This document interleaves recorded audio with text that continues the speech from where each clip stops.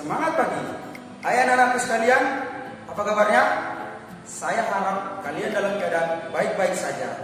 Kembali lagi kita berjumpa dalam pembelajaran PKN dan tentunya masih bersama dengan saya, yaitu Bapak Rudi Susanto Sipahutan SPD, Guru PKN di SMP Negeri 1, Kota Sibolga.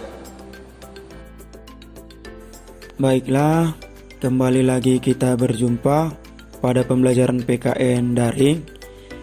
Dan kita kali ini akan membahas materi di bab yang kedua, yaitu tentang menumbuhkan kesadaran terhadap Undang-Undang Dasar Negara Republik Indonesia tahun 1945. Materi ini ditujukan kepada kamu yang telah duduk di kelas 8. Dan kali ini kita akan berbicara atau dijelaskan tentang subjudul A, yaitu kedudukan dan makna pembukaan Undang-Undang Dasar Negara Republik Indonesia tahun 1945. Untuk mempersingkat waktu, langsung saja kita beralih ke slide berikutnya. Ya. Di sini yang pertama kita akan berbicara tentang kedudukan pembukaan Undang-Undang Dasar Negara Republik Indonesia tahun 1945. Nanti kita akan diberitahu apa sih kedudukan pembukaan Undang-Undang Dasar tahun 1945 itu bagi negara Indonesia. Maka dari itu mari kita lihat. Undang-Undang Dasar Negara Republik Indonesia tahun 1945 berkedudukan sebagai hukum dasar tertulis atau yang disebut dengan konstitusi tertulis bagi negara Indonesia. Selain itu, Undang-Undang Dasar tahun 1945 juga berkedudukan sebagai hukum tertinggi dalam tata urutan peraturan perundang-undangan di Indonesia. Nah, kita akan melihat bagaimana sistematika atau susunan Undang-Undang Dasar tahun 1945. Silakan kamu amati tabel berikut ini. Di dalam tabel kita bisa melihat adanya sebelum perubahan dan juga setelah perubahan. Kita lihat di sebelum perubahan itu sistematikanya atau susunan Undang-Undang Dasar tersebut terdiri atas 3, yaitu pembukaan, batang tubuh atau pasal-pasal, dan yang ketiga adalah penjelasan. Sedangkan setelah perubahan atau amandemen, Undang-Undang Dasar itu hanya terdiri dari 2 susunan atau 2 bagian, yaitu pembukaan dan juga pasal-pasal. Jadi nanti terdapat perbedaannya, yaitu setelah perubahan bagian penjelasan itu telah dihilangkan. Yang kedua, kita akan bicara tentang hubungan pembukaan dengan proklamasi atau teks proklamasi. Mungkin kamu sering mendengarkan pembukaan dan juga teks proklamasi khususnya pada saat upacara. Nah, sekarang kita mau melihat apa sih hubungan di antara kedua teks tersebut. Yang pertama, lihat hubungan proklamasi dan pembukaan Undang-Undang Dasar Negara Republik Indonesia tahun 1945 dapat diamati dari kedua isi naskah tersebut. Jadi kamu harus hafal dulu, kamu harus pahami dulu kedua isi naskah tersebut. Proklamasi kemerdekaan memuat 2 hal pokok, yaitu yang pertama pernyataan kemerdekaan bangsa Indonesia, dan yang kedua tindakan yang harus segera dilakukan dengan pernyataan kemerdekaan tersebut. Kalau dihubungkan, alinea ketiga pembukaan Undang-Undang Dasar Negara Republik Indonesia tahun 1945 memuat pernyataan kemerdekaan.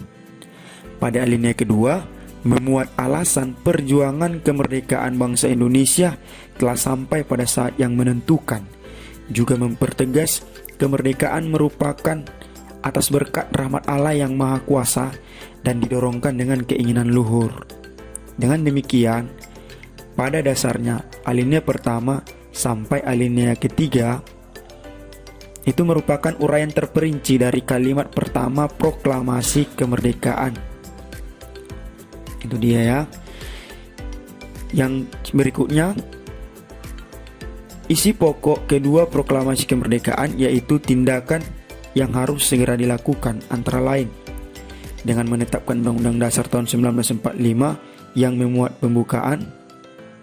Uraian tersebut menjelaskan bahwa pembukaan Undang-Undang Dasar tahun 1945 merupakan satu kesatuan yang bulat, artinya tidak bisa dipisahkan.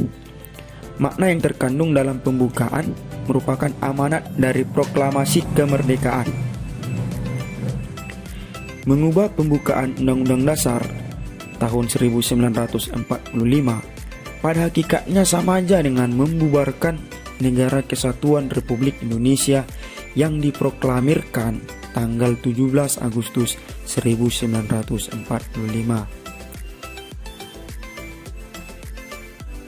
Nah, yang ketiga kita akan melihat pembukaan memuat kaidah pokok negara yang fundamental, artinya yang mendasar.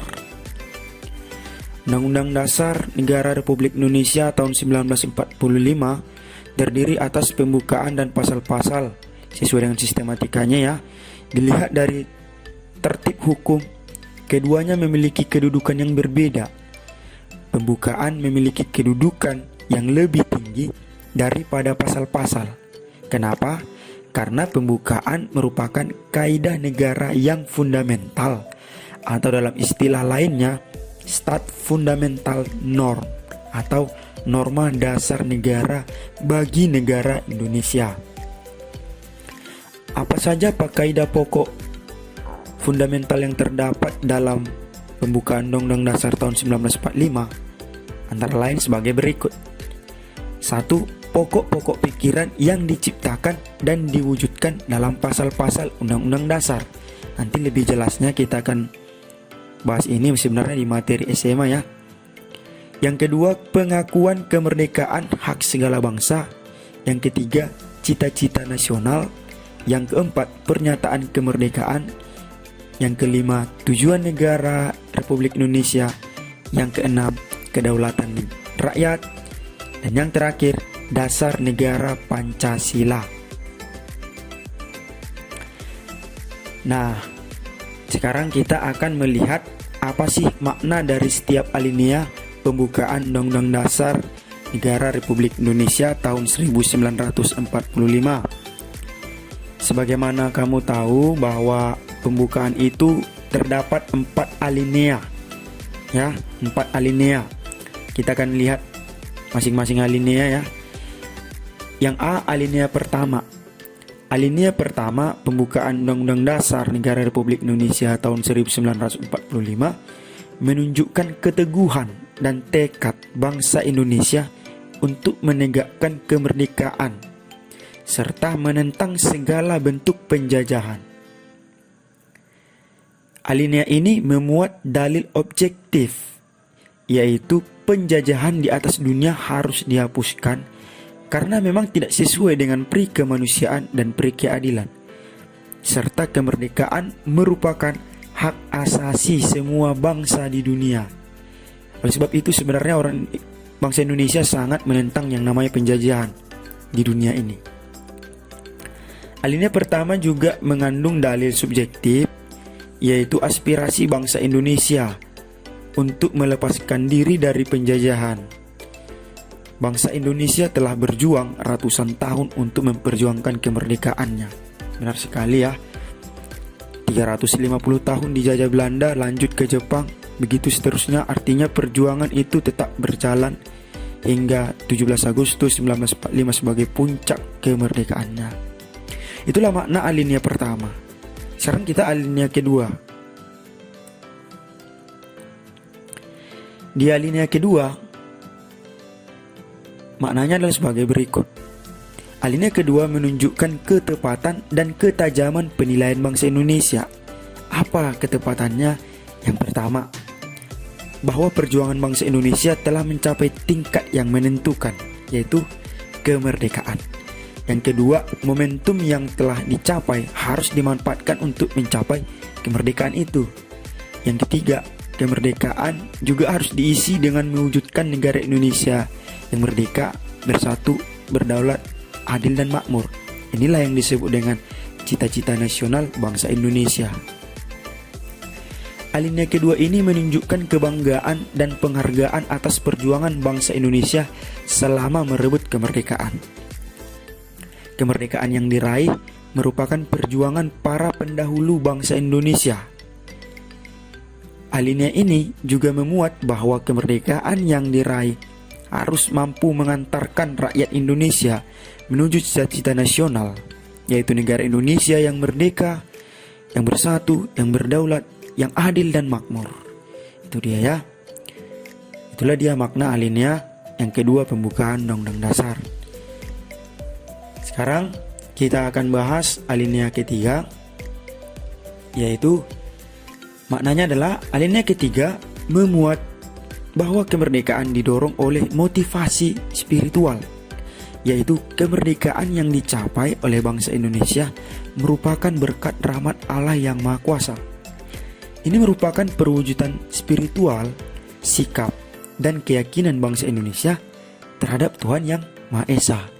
Memang bangsa Indonesia itu mengakui adanya Tuhan dan semua proses kemerdekaan itu atas restu dari Tuhan. Alinea ketiga juga memuat motivasi real yang nyata dan material, ya, yaitu keinginan luhur bangsa Indonesia untuk menjadi penjajah, untuk menjadi bangsa yang bebas dan merdeka, bebas dari segala bentuk penjajahan, bebas dari bentuk penindasan, dan bebas menentukan nasib sendiri. Nah, sekarang kita akan memasuki alinea yang terakhir, yaitu alinea yang keempat. Apa maknanya? Yang pertama, alinea keempat pembukaan Undang-Undang Dasar tahun 1945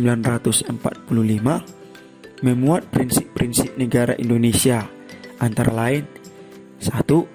Tujuan negara yang diwujudkan oleh pemerintah negara Indonesia sendiri, ya. Yang kedua, ketentuan diadakannya Undang-Undang Dasar. Yang ketiga, bentuk negara, yaitu berbentuk republik yang berkedaulatan rakyat atau demokrasi. Dan yang keempat, dasar negara, yaitu Pancasila. Sedangkan tujuan negara Indonesia yang tercantum dalam alinea keempat tersebut antara lain: yang pertama, melindungi segenap bangsa Indonesia dan seluruh tumpah darah Indonesia, memajukan kesejahteraan umum, mencerdaskan kehidupan bangsa, dan ikut melaksanakan ketertiban dunia. Itulah makna alinea keempat yang mungkin bisa kamu jelaskan ketika kamu sudah hafal pembukaan itu dari alinea pertama sampai yang keempat.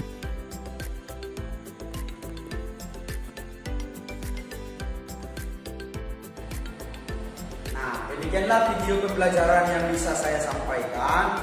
Saya berharap kalian tetap semangat untuk mengikutinya. Dan jika ada pertanyaan terkait materi yang belum kalian pahami, silakan bertanya di grup WhatsApp. Saya akhiri. Semangat pagi, Horas!